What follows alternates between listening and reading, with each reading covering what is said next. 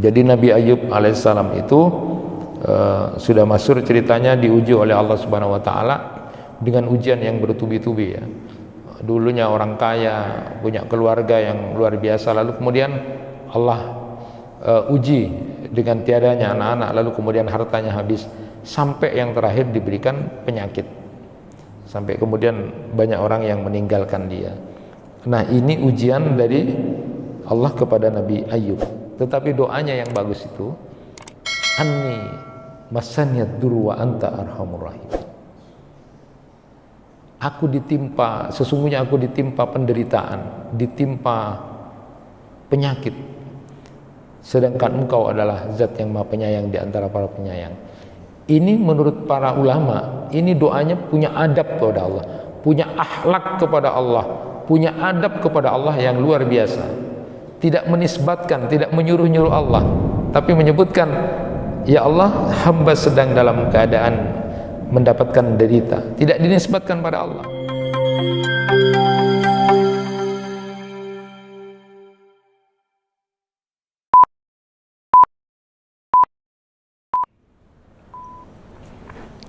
Bismillahirrahmanirrahim. Assalamualaikum warahmatullahi wabarakatuh. Alhamdulillahi rabbil alamin, wa bihi nasta'inu ala umuri dunya waddin. Asyhadu an la ilaha illallah wahdahu la syarikalah, wa asyhadu anna Muhammadan abduhu wa rasuluh. Allahumma salli wa sallim ala nabiyyina Muhammad wa ala alihi wa ashabihi ajma'in. Rabbi shrah li sadri wa yassir li amri wahlul 'uqdatam min lisani yafqahu qawli, amma ba'd.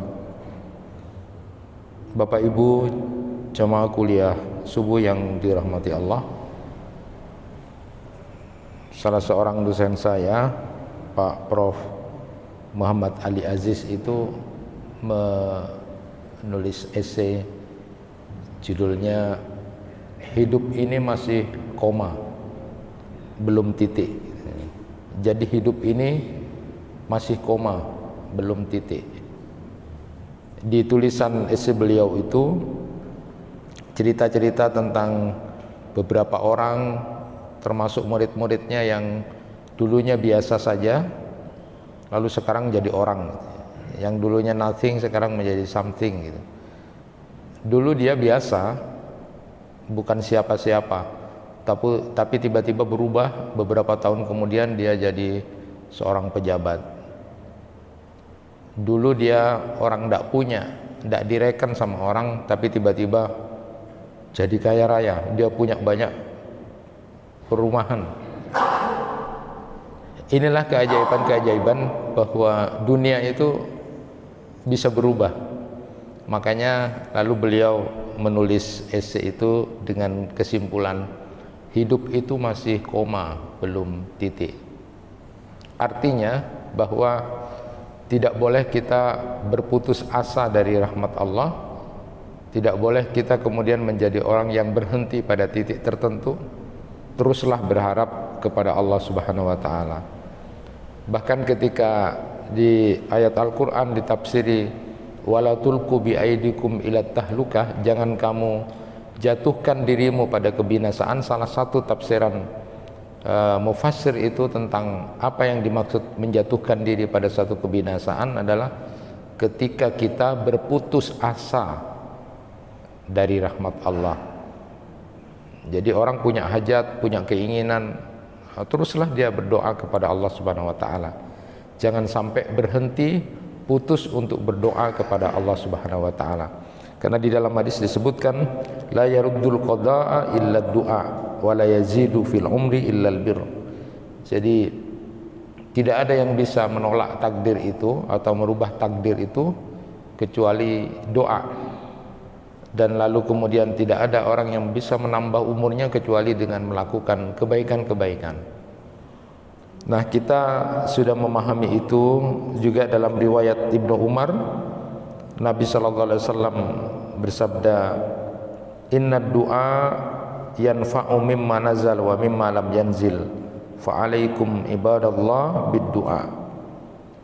Jadi doa itu bermanfaat pada musibah yang telah terjadi maupun musibah yang belum terjadi. Oleh karena itu, perbanyaklah wahai hamba Allah untuk berdoa kepada Allah Subhanahu wa taala. Di kitabnya Syekh Mustafa Al-Adawi itu, di Fiqhud Doanya itu, beliau menulis sedikit yang saya menjadi tertarik gitu. Karena ini sering menjadi perdebatan di antara beberapa orang bahwa kita ini sudah tidak perlu berdoa. Kenapa kita tidak perlu berdoa? Karena Allah sudah tahu apa yang menjadi kebutuhan kita. Kita malu kalau terus-terusan minta sama Allah.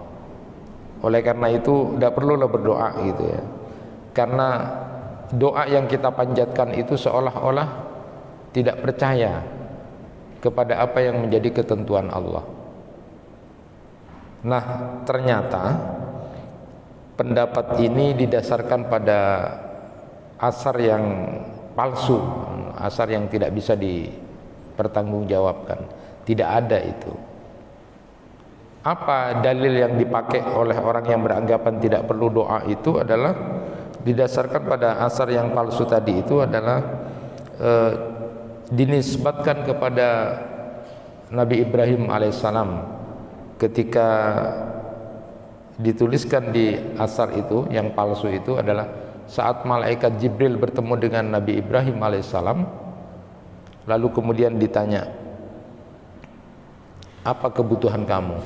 Lalu kemudian Nabi Ibrahim menjawab, saya tidak ada kebutuhan apapun. Kalau begitu kamu minta aja sama Tuhanmu. Lalu kemudian Nabi Ibrahim menjawab, cukuplah bagiku pengetahuan Allah tentang kondisiku sehingga aku tidak perlu memohon kepadanya. Artinya bahwa ilmunya Allah sudah tahu tentang aku, jadi tidak perlu untuk minta atau bermohon pada Allah. Maka riwayat ini adalah riwayat yang palsu, tidak bisa dijadikan dalil bahwa kemudian orang tidak perlu berdoa karena Allah sudah tahu gitu. Kenapa? Karena Nabi Ibrahim sendiri banyak doa-doanya yang diabadikan oleh Allah di dalam Al-Quran. Jadi Nabi Ibrahim sendiri berdoa kepada Allah Subhanahu wa taala. Contoh misalnya adalah doa Nabi Ibrahim yang kemudian diabadikan dalam Quran surat Ibrahim ayat 40 sampai 42, dan ini juga ada yang membaca dan dijadikan doa. Rabbij'alni muqimas salati wa min dzurriyyati Rabbana wa taqabbal du'a. Rabbana ufirli wali walidayya walil mu'minina yauma yaqumul hisab. Itu doanya Nabi Ibrahim yang kemudian diabadikan. Jadi Nabi Ibrahim pun berdoa kepada Allah, ya Tuhan, jadikan anak cucuku orang yang tetap melakukan sholat. Tuhan, perkenankanlah doaku. Ya Tuhan, ampunilah dosa-dosaku, dosa kedua orang tuaku dan seluruh kaum beriman pada hari perhitungan. Itu doanya Nabi Ibrahim. Jadi Nabi Ibrahim berdoa. Jadi kalau didasarkan pada asarnya Nabi Ibrahim yang menyatakan sudahlah, tidak perlu berdoa karena Allah sudah tahu apa yang menjadi kebutuhanku, itu ternyata adalah palsu, tidak bisa dijadikan hujah. Bahkan di dalam banyak ayat dan hadis itu menyuruh kita, memerintahkan kita untuk banyak berdoa kepada Allah Subhanahu wa taala. Ada juga doa yang kemudian diabadikan di dalam Al-Quran, doanya Nabi Ibrahim di dalam Quran surat As-Su'ara ayat 83 sampai 87 itu. Rabbi habli hukman wa alhiqni bis salihin waj'alni lisana sidqin fil akhirin waj'alni min warasati jannatin na'im waghfir li abi innahu kana minadh dhallin wa la tuhzini yauma yub'atsun. Ini di dalam Quran surat As-Su'ara ayat 83 sampai 87. Ini doanya Nabi Ibrahim yang diabadikan di dalam Al-Quran. 5 permohonan Nabi Ibrahim, 4 yang diterima, dikabulkan, dan 1 yang tidak dikabulkan, yaitu doa tentang bagaimana bapaknya kemudian bisa diberikan ampunan padahal dia berada dalam kesesatan. Nah, tetapi kemudian Allah punya kehendak yang lain.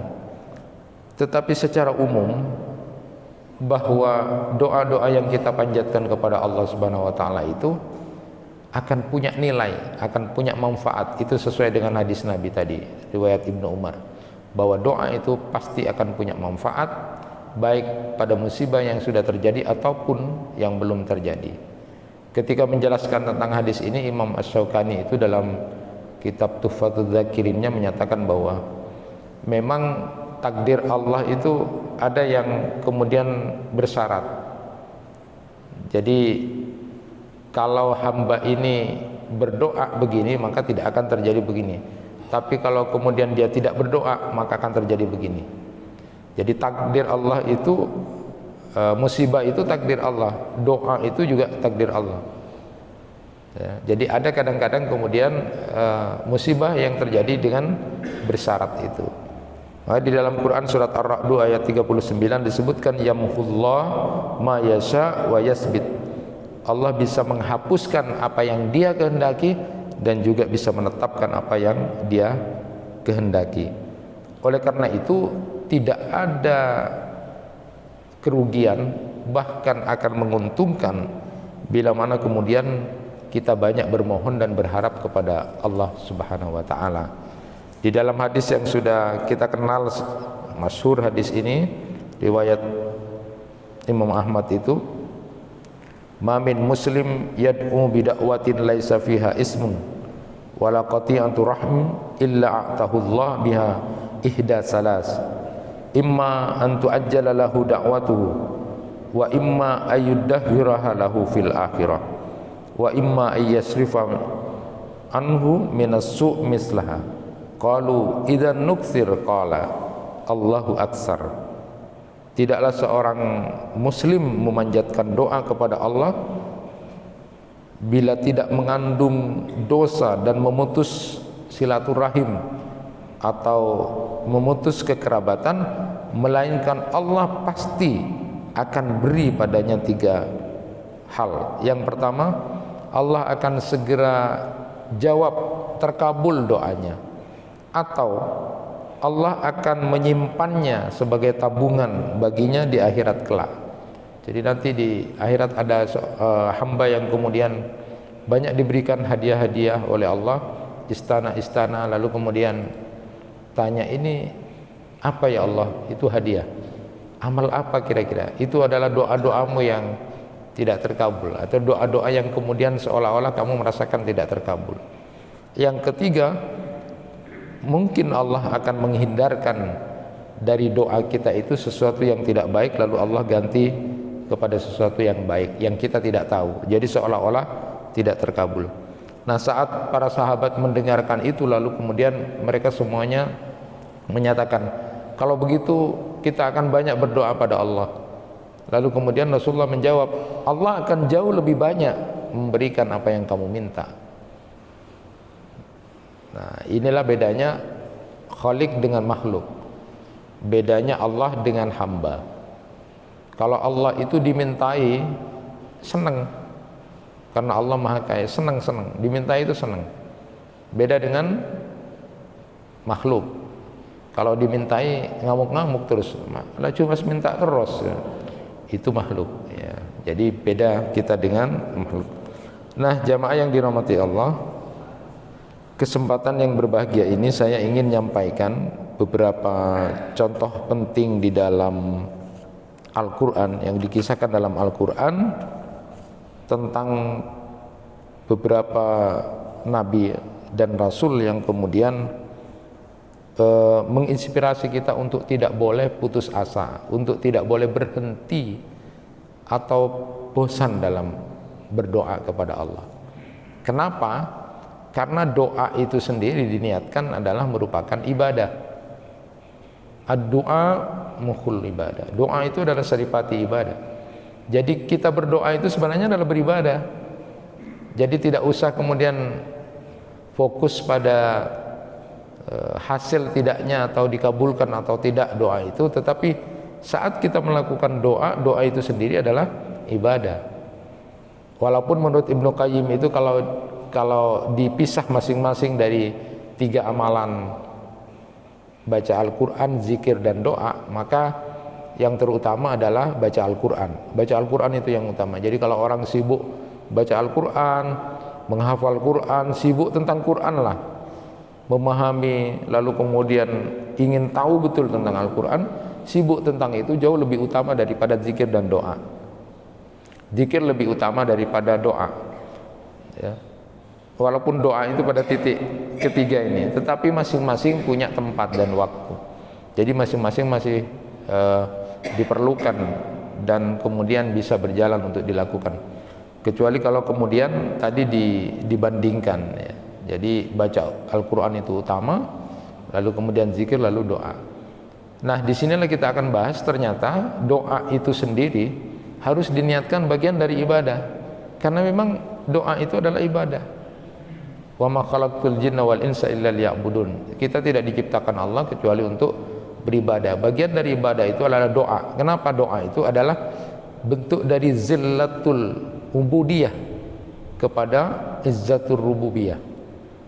Jadi zillatul ubudiyah itu karena kehinaan kita, keterbatasan kita, ketidakmampuan kita, kita tidak punya kekuatan apa-apa. Lalu kita fitrahnya ingin mengadu, ingin curhat gitu loh. Karena kita ini hamba, kita ini orang punya banyak kehinaan, kelemahan, keterbatasan. Maka pada siapa kita kemudian mengadu? Adalah mengadu kepada izzatul rububiyah, yang punya kemuliaan, punya keagungan, punya kehebatan untuk mengatur itu, yaitu Allah. Jadi itulah bagian dari doa itu sendiri adalah merupakan ibadah. Mari kita perhatikan misalnya, ada 3 yang ingin saya sampaikan di antara beberapa contoh di dalam Al-Quran itu, supaya kita kemudian tidak bosan untuk berdoa itu. Yang pertama adalah cerita dari Nabi Zakaria. Jadi Nabi Zakaria itu di dalam Al-Quran digambarkan terus menerus bermohon kepada Allah tanpa bosan untuk memiliki keturunan. Jadi Bapak dan Ibu bisa baca itu di dalam Al-Quran surat Maryam ayat 1 sampai 5. Saya bacakan yang pada titik intinya saja apa yang diungkapkan oleh Nabi Zakaria itu. Zikru rahmati rabbika abdahu Zakaria idnada rabbahu nidaan khafiyya qala rabbi inni wahanal azmu minni wasta'ala ra'su syaiba walam akun bidu'aika rabbi syakiya wa inni hiftul mawaliya min warai wa kanat imraati akira fahabli min ladunka waliya. Jadi ada kalimat yang menarik di sini dari doa Nabi Zakaria itu, mengatakan rabbi inni wahanal azmu minni wasta'ala ra'su syaiba walam akun bidu'aika rabbi syakiya.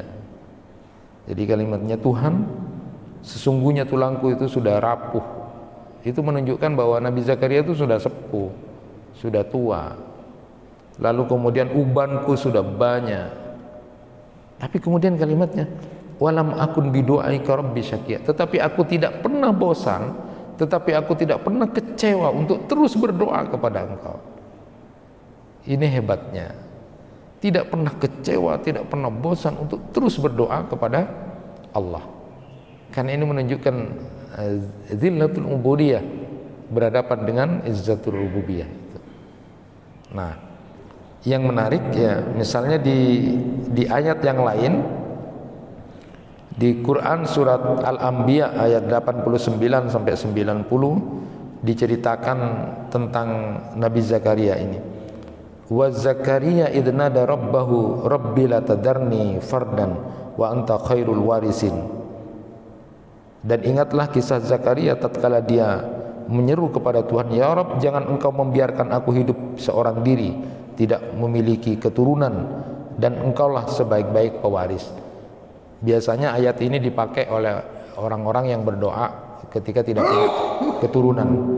punya keturunan, lalu berdoa. Nah, ini dijadikan doa, Rabbi la tadarni fardan wa anta khairul warisin. Fastajabna lahu wa wahabna lahu Yahya wa aslahna lahu zawja innahum kanu yusari'una fil khairat wa yad'unana raghaban wa rahaba wa kanu lana khasi'in.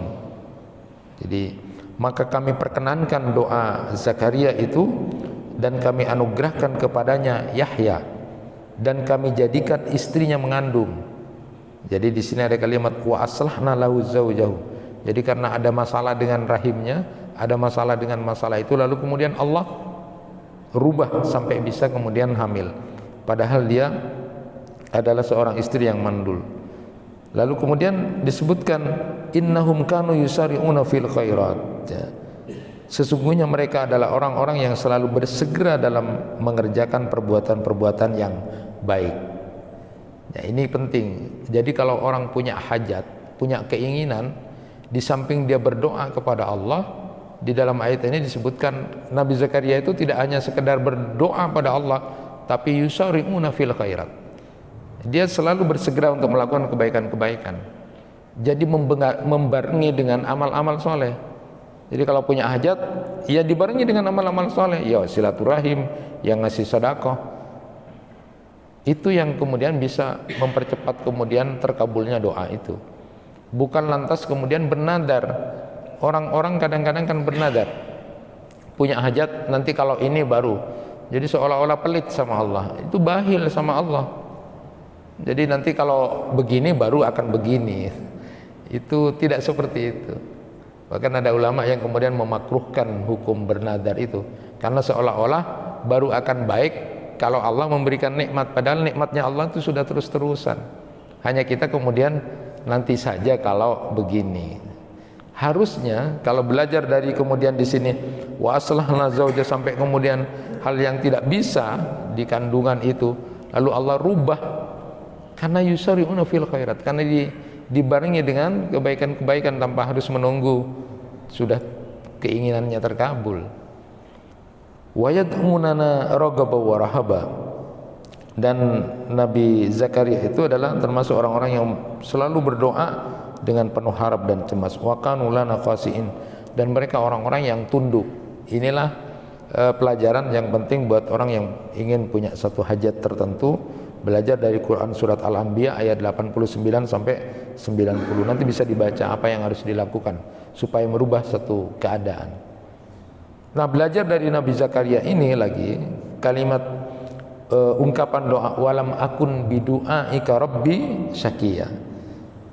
Ternyata Nabi Zakaria itu kalau dalam sejarah itu dia menikah kurang lebih umurnya 30 tahun dengan istrinya yang 20 tahun.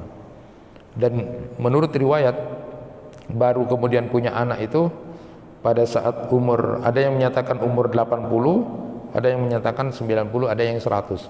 Artinya kalau pakai durasi waktu dari sejak menikah sampai kemudian punya anak itu antara 50 tahun, 60 tahun atau 70 tahun. Jadi kurang lebih berdoa 50 tahun, berdoa 60 tahun atau 70 tahun. Jadi durasi waktunya itu hebat, lama. Nah, ini juga ayat ini yang kemudian pernah menginspirasi seseorang di dalam base. Dia sudah jadi orang baik. Kira-kira dia hijrah jadi orang baik. Jadi orang baik lah.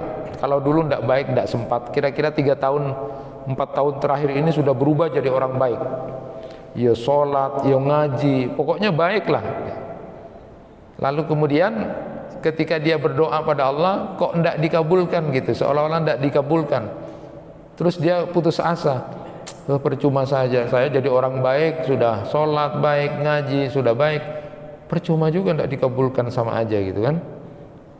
Lalu kemudian ayat inilah yang kemudian berubah ketika dia bersama seseorang di bis, lalu kemudian ketemu ada orang yang kemudian bawa Al-Quran lalu baca, yang kebetulan di lirik yang dibaca itu surat Maryam, dan dia melihat terjemahnya lalu kemudian dibaca. Ternyata Nabi Zakaria itu seorang nabi mengucapkan kalimat, saya tidak pernah bosan, saya tidak pernah kecewa untuk selalu berdoa kepada Engkau. Nabi, seorang kekasih Allah, orang yang ibadahnya bagus, sudah dekat dengan Allah, tapi menyatakan tidak pernah kecewa 50 tahun atau mungkin 60 tahun atau 70 tahun sudah berdoa pada Allah, tapi mengatakan tidak pernah kecewa, tidak pernah bosan. Lah aku ini, kita ini siapa? Baru jadi orang baik 5 tahun terakhir saja sudah mau nuntut Allah gitu kan. Kok tidak dikabulkan? Itu kesalahan berpikir. Nabi Zakaria saja berapa puluh tahun itu kekasihnya Allah menyatakan malam akun bidu'aika rabbi syaqiya, tidak pernah bosan. Kita ini baru merasa masih sudah jadi orang baik. Berapa tahun sudah Allah kok enggak ngabulkan, percuma saja, sama aja dengan ini kesalahan. Nah, belajar dari ini Bapak dan Ibu yang dirahmati Allah, berarti jangan pernah bosan dalam berdoa. Kalau kita relevansikan dengan kewajiban kita sebagai makhluk Allah yang beribadah, doa-doa kita itu adalah ibadah. Jadi diniatkan ibadah tanpa harus kemudian melihat hasilnya pun. Ya, adapun terkabul atau tidak sesuai dengan hadis Nabi tadi, selama itu tidak mengandung dosa dan pemutusan kekerabatan, maka doa itu pasti akan dikabulkan dengan 3 kondisi itu. Mungkin doa kita itu kemudian seolah-olah tidak terkabul, mungkin kalau terkabul akan berbahaya buat kita, tidak baik buat kita, lalu Allah palingkan kepada yang lebih baik tadi itu. Kita kan tidak tahu. Sama dengan orang berdoa, ya Allah kayakan, tidak kaya-kaya. Bisa jadi kalau nanti kaya, sebelum kaya sholatnya bagus, jamaah, nangis terus sama Allah. Nanti kalau doanya itu kemudian diterima jadi kaya, jangan-jangan nanti ada letak masjid boleh. Jadi kita tidak tahu. Jadi jangan kemudian itu dianggap sesuatu yang sudah pasti. Ya. Allah akan menjawab doa-doa kita dengan 3 keadaan itu. Nah, berikutnya yang kedua, dan ini merupakan kisah yang sudah masyhur juga di dalam Al-Quran, bercerita tentang Nabi Ayyub alaihissalam. Wa ayyuba idnada rabbahu anni massaniyad dur wa anta arhamur rahimin fastajabna lahu fakashafna ma bihi min durrin wa atainahu ahlahu wa mislahum ma'ahum rahmatan min indina wa dzikra lil abidin. Dan ingatlah kisah Ayub ketika dia menyeru Rabbnya, ya Rabb, sesungguhnya aku telah ditimpa penyakit dan engkau adalah zat yang maha penyayang di antara semua penyayang. Maka kami pun memperkenankan seruan dari Nabi Ayub ini, lalu kami lenyapkan penyakit yang ada padanya dan kami kembalikan keluarganya kepadanya dan kami lipat gandakan bilangan mereka sehingga suatu rahmat dari sisi kami dan untuk menjadi peringatan bagi semua yang menyembah Allah. Quran surat Al-Anbiya ayat 83 sampai 84. Nah, yang kedua ini belajar dari Nabi Ayub. Jadi Nabi Ayub alaihissalam itu sudah masyhur ceritanya diuji oleh Allah Subhanahu wa taala dengan ujian yang bertubi-tubi ya. Dulunya orang kaya, punya keluarga yang luar biasa, lalu kemudian Allah uji dengan tiadanya anak-anak, lalu kemudian hartanya habis, sampai yang terakhir diberikan penyakit, sampai kemudian banyak orang yang meninggalkan dia.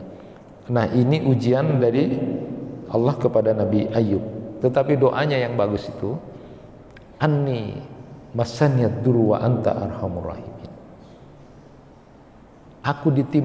Sesungguhnya aku ditimpa penderitaan, ditimpa penyakit, sedangkan engkau adalah zat yang maha penyayang di antara para penyayang. Ini menurut para ulama, ini doanya punya adab kepada Allah, punya akhlak kepada Allah, punya adab kepada Allah yang luar biasa. Tidak menisbatkan, tidak menyuruh-nyuruh Allah, tapi menyebutkan, ya Allah, hamba sedang dalam keadaan mendapatkan derita, tidak dinisbatkan pada Allah. Sama dengan Nabi Ibrahim juga, wa idza maridtu fa huwa yasfin, bila aku sakit maka dialah yang menyembuhkan. Jadi tidak menisbatkan kalau Allah memberi aku sakit, tidak. Jadi ia ta'adab sama Allah. Jadi doa-doa di dalam Al-Quran itu adalah doa-doa yang penuh adab kepada Allah. Jadi kalau mau contoh doa itu sebenarnya doa-doa di dalam Al-Quran dulu baru hadis. Karena itu punya doa-doa yang penuh dengan adab, akhlak kepada Allah Subhanahu wa taala, tidak menisbatkan pada Allah. Rabbana dzalamna anfusana wa illam taghfir lana wa tarhamna lanakunanna minal khasirin, itu Adam dan Hawa. Jadi kami zalim pada diri kami sendiri. Jika engkau tidak mengampuni ya Allah, jika engkau tidak mengasihani kami, maka kami termasuk orang-orang yang rugi. Itu tidak menisbatkan pada Allah. Beda dengan setan. Kalau setan itu kan langsung menisbatkan pada Allah. Karena engkau sudah membuat aku sesat, maka akan aku sesatkan hamba-hambamu itu. Fabima aghwaytani la'aqudanna lahum siratakal mustaqim. Sebagaimana engkau telah menyesatkan kami, maka aku akan memalingkan mereka dari jalanmu yang lurus. Itu kalau setan. Jadi menisbatkan sesuatu yang jelek pada Allah. Tapi kalau doa-doanya para nabi dan rasul itu di dalam Al-Quran itu tidak menisbatkan sesuatu yang jelek kepada Allah. Ini namanya ya ta'adab ma Allah. Dia punya adab, punya akhlak kepada Allah.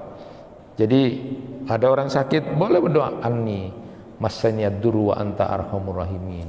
Sesungguhnya aku lagi ditimpa penderitaan, aku ditimpa sakit, maka engkaulah yang maha penyayang. Jadi tidak menisbatkan pada Allah. Ini adab yang luar biasa yang dilakukan, yang ada di dalam Al-Quran. Nah, sampai sabarnya Nabi Ayub itu, yang kemudian sampai muncul tamsil sabrun kasobri Ayub, sabarnya seperti sabarnya Ayub. Kira-kira bisa ndak seperti sabarnya Nabi Ayub itu? Yang di dalam Quran surat Shad ayat 41 itu, wadhkur abdana Ayyub idnada rabbahu anni massaniya syaitan binusbin wa adabin. Nah, Ayub itu berucap kepada Allah Subhanahu wa taala, sesungguhnya aku diganggu oleh setan dengan nusuk dan adab. Jadi Ayub itu, Nabi Ayub itu curhat sama Allah. Sesungguhnya aku digoda oleh setan dengan nusuk dan adab. Di tafsirnya Fakhrul Razi itu, nusuk itu adalah penderitaan yang bersifat fisik, ya. Karena memang Ayub itu diberi sakit, penyakit yang menjijikkan, sehingga kemudian orang menghindar semuanya. Itu nusuk. Dan adab itu penderitaan berupa pisahnya dengan keluarganya, habis anak-anaknya, lalu kemudian hartanya juga habis. Jadi setan menggoda aku dengan itu, katanya Nabi Ayub. Nah, yang menarik di dalam tafsir itu juga disebutkan bahwa selama 18 tahun Nabi Ayub itu sakit. Lalu istrinya kemudian mencoba mengatakan, cobalah kamu berdoa sama Tuhan. Bukankah kau seorang nabi? Mintalah sama Allah, sembuhkan. 18 tahun. Tapi apa jawab Nabi Ayub itu? Nabi Ayub menjawabnya begini, kita sebelum sakit berapa tahun bahagia atau senang? Lalu dijawab 70 tahun. Kalau begitu sabarlah, tunggu, masih 18 tahun, masih belum imbang, katanya. Itu sabarnya Nabi Ayub. Kalau kita kayaknya tidak bisa, tidak bisa seperti itu. Saya sering gambarkan, kita tidak sakit gigi 5 tahun, baru sakit gigi 2 hari, itu sudah tidak cukup. Kalau modelnya Nabi Ayub, engkau tak sakit gigi berapa? 5 tahun, baru sakit gigi 2 hari. Korang 4 tahun berapa? Tidak ada yang begitu. 2 hari sudah tidak kuat. Jadi kalau sabarnya Nabi Ayub itu sampai begitu, luar biasa. Karena begitu sangat sabarnya Nabi Ayub sampai mengucapkan kalimat masih belum imbang, masih banyak senangnya. Lalu kemudian Allah wa wahabna lahu ahlahu wa mislahu ma'ahum rahmatan minna wa dzikra liulil albab. Allah lalu kemudian kembalikan semuanya karena hebatnya kesabaran Nabi Ayub. Dikembalikan semuanya dengan berkah yang lebih besar, harta yang lebih banyak, keturunan yang lebih banyak, lalu menjadi ganteng, jadi bagus lagi setelah itu. Kalau kita kayaknya tidak bisa begitu, susah. Sakit gigi 2 hari sudah gak karu-karuan itu ya, padahal tidak sakit gigi 5 tahun. Jadi susah lah. Maka ada tamsil hebat itu. Nabi Ayub itu sampai ada istilah, kalau bisa sabarnya seperti sabarnya Nabi Ayub, tapi gagal. Nah, menjadi menarik adalah bahwa apa yang dilakukan oleh Nabi Ayub itu tidak pernah bosan untuk memohon, meminta kepada Allah Subhanahu wa taala. Walaupun kita tahu ujian sakit itu adalah ujian yang bisa menggugurkan dosa-dosa kita, akan memberi pahala, meningkatkan derajat pada kita. Bahkan di dalam beberapa hadis itu disebutkan sakit yang menyebabkan menjadi mati syahid ada. Jadi karena al-mabtun misalnya sakit perut, al-mat'un sakit lepra, atau kemudian al-mar'atu tamutu bijanin, ibu yang meninggal karena meninggalnya janin dalam kandungan, atau an-nufasa kesulitan pada saat melahirkan sampai kemudian ibunya meninggal. Itu adalah sakit-sakit yang membuat kemudian mati syahid. Nah, tetapi memang secara umum manusia tidak ingin sakit, karena dengan sehat itu lalu kemudian akan memberikan aktivitas yang lebih bagus. Jadi salat jamaah, kemudian melakukan aktivitas apapun lah, sehingga kemudian diharapkan tidak menjadi orang yang sakit ya. Tetapi di sisi lain seperti yang pernah saya bahas, bahwa sakit itu bisa menjadi sebuah anugerah karena bisa menggugurkan dosa-dosa kita, kemudian menambah pahala dan kemudian mengangkat derajat dan beberapa keutamaan-keutamaan ketika kita sabar dalam sakit. Tetapi yang justru juga menjadi menarik adalah bahwa Rasulullah pernah mengajarkan doa pada kita. Jadi kalau sakit gitu kan, itu dalam riwayatnya Utsman bin Abil As, itu seorang sahabat dari Bani Saqif datang kepada Rasulullah SAW dan mengeluhkan penyakitnya yang telah lama dia derita, cukup parah ya, hampir sudah banyak yang dilakukan untuk pengobatan tapi kemudian tidak sembuh. Lalu kemudian Rasulullah SAW menempelkan tangannya di yang sakit itu sambil menyatakan Bismillah salasan. Jadi baca Bismillah 3 kali, Bismillah, Bismillah, Bismillah 3 kali. A'udzubillah wa qudrati min syarri ma ajidu wa uhadir, itu sab'a marat 7 kali.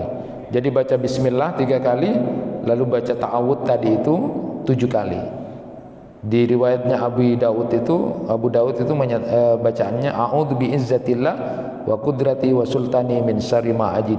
Jadi dibaca 3 kali bismillahnya, lalu ta'awudnya 7 kali. Sembuh.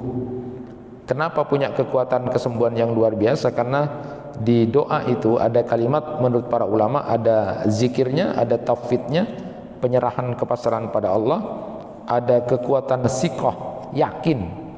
Jadi kalau berobat itu harus yakin sembuh ya. Kemudian ada isti'adah di situ dan ada kudrah. Walaupun juga di beberapa hadis yang lain Rasulullah SAW memberikan banyak zikiran-zikiran pada saat kita sedang dalam kondisi sakit. Nah, di samping juga tentu harus berobat, bisa dengan obat yang sudah akan diterangkan oleh tabib atau dokter, bisa juga dengan herbal, bekam atau ru'yah yang kemudian dibenarkan.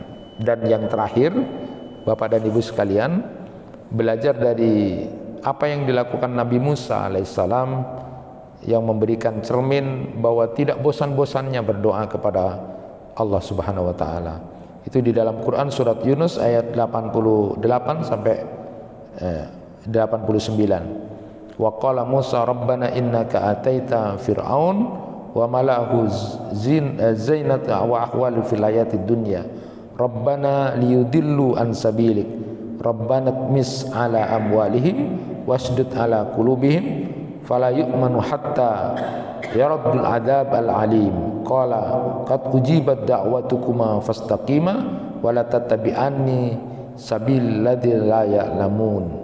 Itu di dalam Quran surat Yunus ayat 88 sampai 89. Jadi Nabi Musa dan juga saudaranya Nabi Harun waktu itu kemudian tidak bosan-bosan berdoa kepada Allah Subhanahu wa taala dari kekuasaan, dari kezaliman yang dilakukan oleh Fir'aun sampai kemudian berhasil.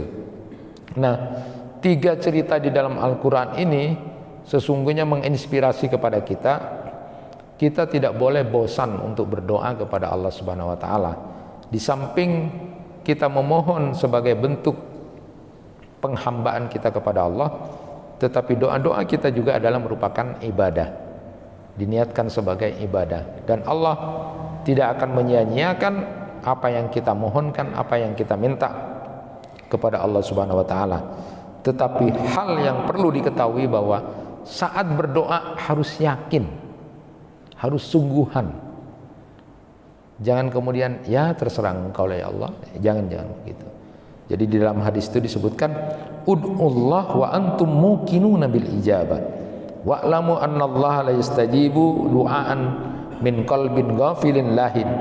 Berdoalah kepada Allah dengan penuh keyakinan bahwa doamu akan dikabulkan. Ketahuilah bahwasanya Allah tidak akan mengabulkan doa dari hati yang lalai dan tidak serius. Jadi harus yakin, tidak kemudian hatinya ragu-ragu atau bimbang. Di samping kita harus yakin dan hati kita kemudian tidak lalai, maka disebutkan dalam hadis riwayat Bukhari Muslim, ini diingatkan, yustajabu li ahdikum malam ya'jal fayaqulu qad da'autu falam yastajab li. Doa pasti akan dikabulkan selama tidak terburu-buru, selama tidak tergesa-gesa. Jadi ketika Rasulullah ditanya apa doa yang tergesa-gesa, itu adalah orang yang mengatakan aku sudah berdoa tapi tidak dikabulkan sama Allah lalu berhenti berdoa. Ini jadi kalau berdoa itu jangan tergesa-gesa, bisa dijawab cepat, bisa dijawab lambat. Bisa juga seperti yang digambarkan tadi, Nabi Zakaria itu 50 tahun 60 tahun Nabi kekasih Allah. Kita ini siapa? Makanya kalau Rasulullah menyatakan semua doa pasti dikabulkan, hanya dengan 3 kondisi tadi. Atau jangan kemudian terburu-buru, tergesa-gesa. Siapa yang dimaksud kalimat tergesa-gesa dalam berdoa itu adalah orang yang kemudian berkata aku sudah berdoa tapi tidak dijawab-jawab sama Allah, lalu aku berhenti berdoa. Itulah orang yang tergesa-gesa di dalam berdoa, dan itu tidak punya adab kepada Allah. Belajar dari Nabi dan Rasul, Nabi Zakaria, Nabi Ayub, Nabi Musa yang begitu sangat sabarnya dalam waktu bertahun-tahun terus berdoa kepada Allah Subhanahu wa taala tanpa pernah bosan, tanpa pernah kecewa, karena dia yakin bahwa apa yang didoakan kepada Allah pasti dikabulkan dengan 3 kemungkinan yang tadi disebutkan dalam hadis. Teruslah berdoa, berharap kepada Allah, karena Allah senang dimintai oleh hambanya. Kurang lebihnya mohon maaf. Assalamualaikum warahmatullahi wabarakatuh.